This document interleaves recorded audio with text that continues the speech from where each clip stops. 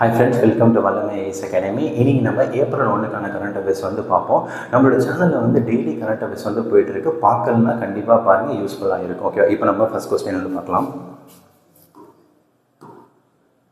First question வந்து e-pass system வந்து தமிழ்நாட்டில் வந்து கொண்டுட்டு வந்திருக்காங்க. ஓகேவா, எங்கே கொண்டு வந்திருக்காங்கன்னா ஊட்டியிலும் கொடைக்கானலையும் வந்து கொண்டு வந்திருக்காங்க. ஏன் இந்த இ-பாஸ் சிஸ்டம் வந்து கொண்டு வருவாங்கன்னா, இப்போ வந்து இந்த சம்மர் ஹாலிடேஸில் நிறைய பேர் நம்ம அங்கே தான் டூருக்கு போகும்போது அங்கே வந்து டிராஃபிக் பிரச்சனை அதிகமாக இருக்கிறதுனால அங்கே இருக்க மக்களுக்கும் பாதிப்பு, நமக்கும் கொஞ்சம் பாதிப்பாகனால இந்த இ-பாஸ் சிஸ்டம் வந்து கொண்டு வந்தாங்க.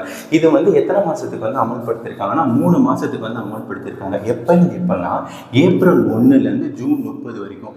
எத்தனை பாசஸ் வந்து தராங்கன்னா, வீக் டேஸில் வந்து 6000 பாசஸ் தராங்க, வீக்கெண்டில் வந்து எத்தனை பாசஸ் வந்து தராங்கன்னா 8000 பாசஸ் வந்து தராங்க. ஓகேவா, இ-பாஸ் சிஸ்டம் வந்து தமிழ்நாட்டில் எங்கே கொண்டு வந்திருக்காங்கன்னா ஊட்டியிலும் கொடைக்கானலும் வந்து கொண்டு வந்திருக்காங்க.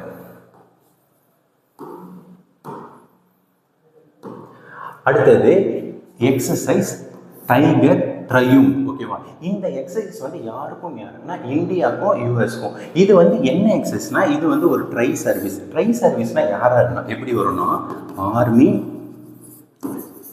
நேவி, அதுக்கப்புறம் ஏர்ஃபோர்ஸ். ஓகேவா, இது வந்து ஃபர்ஸ்ட் ட்ரை சர்வீஸ் எக்ஸசைஸ் இந்தியாவுக்கும் யூஎஸ்க்கும் நடக்குது. இது வந்து எங்கே நடக்க போகுதுன்னா விசாகப்பட்டினத்தில் வந்து நடக்க போகுது. இது வந்து 2 ஃபேஸாக பிரிக்கிறாங்க. ஒன்று வந்து என்னன்னா ஹார்பர் ஃபேஸ், 1ஆம் தேதியிலேருந்து 7ஆம் தேதி வரைக்கும் ஹார்பர் ஃபேஸு, அதுக்கப்புறம் சி ஃபேஸ் 8ஆம் தேதியிலேருந்து 13ஆம் தேதி வரைக்கும் சி ஃபேஸ். இதுக்கு முன்னாடி ட்ரை சர்வீஸ் எக்ஸசைஸ் வந்து நடந்திருக்கா, இந்தியாவுக்கும் ரஷ்யாவுக்கும் நடந்திருக்கு. அதுக்கு பேர் வந்து இந்திரா.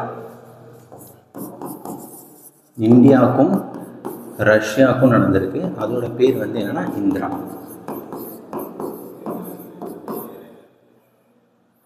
அடுத்த கொஸ்டின் பார்க்கலாம்.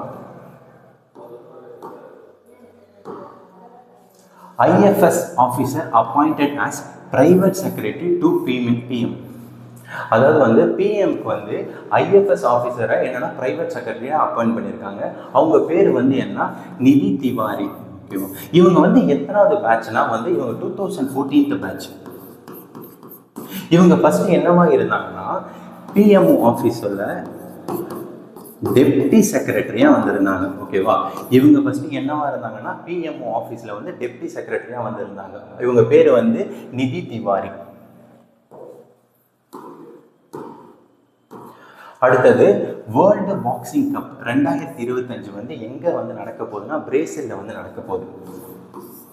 இதில் மொத்தம் எத்தனை கண்ட்ரிஸ் வந்து கலந்துக்க போகிறாங்கன்னா மொத்தம் 19 கண்ட்ரிஸ் வந்து கலந்துக்க போகிறாங்க. 19 கண்ட்ரிஸில் எவ்வளோ பேர் வந்து கலந்துக்க போகிறாங்கன்னா 130 பேர் வந்து கலந்துக்க போகிறாங்க. இந்தியா சார்பாக எவ்வளோ பேர் வந்து கலந்துக்க போகிறாங்கன்னா 10 பேர். மொத்தமாக 130 பேர் கலந்துக்க போகிறாங்க. இந்தியா சார்பாக எத்தனை பேர் வந்து கலந்துக்க போகிறாங்கன்னா 10 பேர் வந்து கலந்துக்க போகிறாங்க.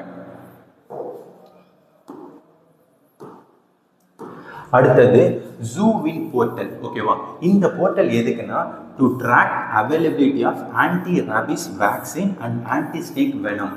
ஓகேவா, அதாவது வந்து இந்த போர்ட்டலில் வந்து என்ன டீட்டெயில்ஸை வந்து சேமிப்பாங்கன்னா, அதாவது எங்கே வந்து ராபிஸ்க்கான வேக்சின்ஸ், அதுக்கப்புறம் பாம்பு கடிக்கான மருந்து வந்து எங்கே இருக்குது, அந்த டீட்டெயிலெலாம் கலெக்ட் பண்ணுறதுக்கு தான் இந்த போர்ட்டல்.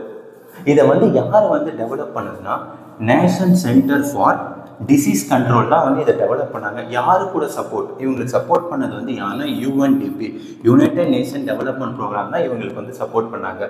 இப்போ வந்து நம்ம உலகத்தில் வந்து இந்த ராபிஸ்னால எவ்வளோ பேர் வந்து இறக்குறாங்கன்னா 60000 பேர் வந்து இறக்குறாங்க. இதில் எத்தனை % வந்து இந்தியாவில் இறக்குறாங்கன்னா 36% வந்து இந்தியாவில் வந்து இறக்குறாங்க. இப்போது இதுக்கு வந்து ஒரு டோல் ஃப்ரீ நம்பர் வந்துருக்கு, 15400 தான் இதோட டோல் ஃப்ரீ நம்பர். ஓகேவா, இந்த போர்ட்டல் மாதிரி இதுக்கு சிமிலராக சில போர்ட்டல் வந்துருக்கு. அதாவது கோவின் போர்ட்டல். இந்த கோவின் போர்ட்டல் வந்து எதுக்குன்னா வந்து கோவிட் டைமில் தடுப்பூசிக்காக இந்த கோவின் போர்ட்டல். அதுக்கப்புறம் யூவின் போர்ட்டல். ஓகேவா, இந்த யூவின் போர்ட்டல் வந்து என்னன்னா பிரெக்னென்ட் உமன்ஸ் அண்ட் சில்ட்ரன்ஸ்க்காக கொண்டு வந்த போர்ட்டல் தான் இந்த யூவின் போர்ட்டல்.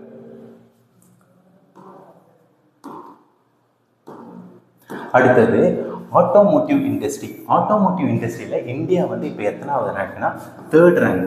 நம்ம வந்து 4th ரேங்க்லேருந்து 3rd ரேங்க்குக்கு வந்துட்டோம். ஓகேவா, இதில் ஃபர்ஸ்ட் ரேங்க் வந்து யாருன்னா China, second US, 4th Japan.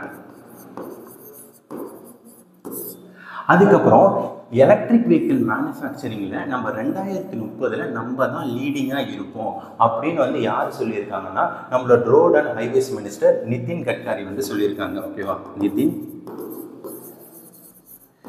Gadkari வந்து சொல்லியிருக்காங்க. ஓகேவா, அதாவது வந்து ஆட்டோமோட்டிவ் இண்டஸ்ட்ரியில் இந்தியாவோட ரேங்க் வந்து 3, நம்ம 4வதுலேருந்து 3வது ரேங்க்குக்கு வந்திருக்கோம். அதுக்கப்புறம் எலக்ட்ரிக் வெஹிக்கிள் மேனுஃபேக்சரிங்கில் 2030 நம்ம தான் லீடிங்காக இருப்போம் அப்படின்னு சொல்லிட்டு நம்ம ரோட் அண்ட் ஹைவேஸ் மினிஸ்டர் வந்து சொல்லியிருக்காங்க. இப்போ அப்படியே ஒரு ரிவிஷன் மாதிரி பார்ப்போம். ஃபர்ஸ்ட் கொஸ்டின் வந்து என்ன, இ பாஸ் சிஸ்டம் தமிழ்நாட்டில் வந்து எங்கேருந்து கொண்டு வந்திருக்காங்கன்னா ஊட்டிலையும் கொடைக்கானலையும் வந்து கொண்டு வந்திருக்காங்க. எக்ஸசைஸ் டைகர் ட்ரையும் இது யாருக்கு நடுவில் நடக்கிற எக்ஸசைஸ் தான், இந்தியாவுக்கும் யூஎஸ்க்கும். அதுக்கப்புறம் வந்து பிரைம் மினிஸ்டருக்கு ஐஎஃப்எஸ் ஆஃபீஸரை வந்து பிரைவேட் செக்ரட்டரியாக வந்து அப்பாயிண்ட் பண்ணியிருக்காங்க. அவங்க பேர் நிதி திவாரி. அதுக்கப்புறம் வேர்ல்டு பாக்ஸிங் கப் 2025 வந்து எங்கே நடக்குதுன்னா வந்து பிரேசிலில் வந்து நடக்க போகுது. ஜூவின் போர்ட்டல் எதுக்காகனா வந்து இந்த ராபிஸ்காவும் அதுக்கப்புறம் பாம்பு கடினால இறக்குறாங்கல்ல அவங்களுக்கான இந்த வேக்சினை வந்து எங்கே இருக்குது அப்படின்னு சொல்லிட்டு டீட்டெயில் எடுக்கிறதுக்கான இந்த போர்ட்டல். ஆட்டோமோட்டிவ் இண்டஸ்ட்ரியில் இந்தியா வந்து எத்தனாவது ரேங்க்னா 3rd ரேங்க். அவ்வளோதான் ஃப்ரெண்ட்ஸ், இன்றைக்கான கரண்ட் அஃபேர்ஸ் முடிஞ்சிச்சு. நம்மளோட சேனல் ரெகுலராக ஃபாலோ பண்ணுங்கள், யூஸ்ஃபுல்லாக இருக்கும். Thank you friends.